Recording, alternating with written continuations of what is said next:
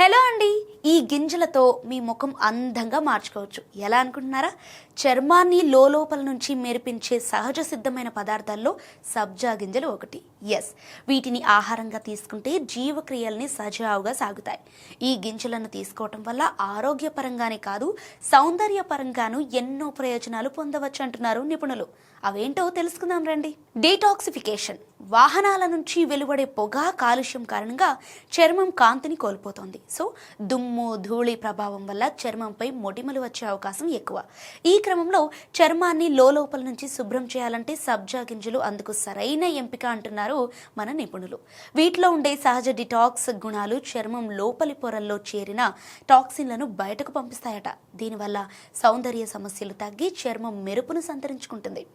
ఇక ఇన్ఫెక్షన్లు రాకుండా అయితే కొంతమందిలో చర్మ సంబంధిత ఇన్ఫెక్షన్లు వచ్చాయంటే చాలు ఓ పట్టాన తగ్గవు. అలాంటి వారు క్రమం తప్పకుండా సబ్జా గింజలను ఆహారంగా తీసుకోవటం మంచిది.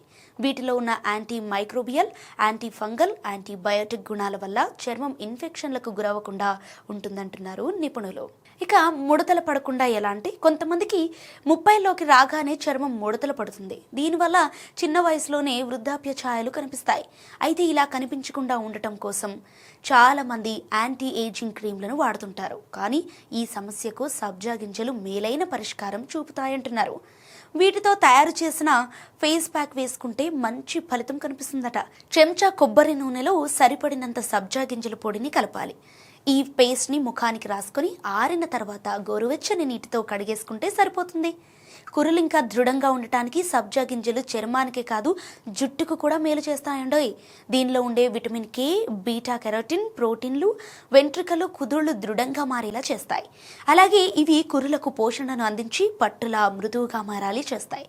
సబ్జా గింజలను రోజు ఆహారంలో భాగం చేసుకుంటే జుట్టు రాలే సమస్య నుంచి కూడా విముక్తి పొందొచ్చు అంటున్నారు నిపుణులు.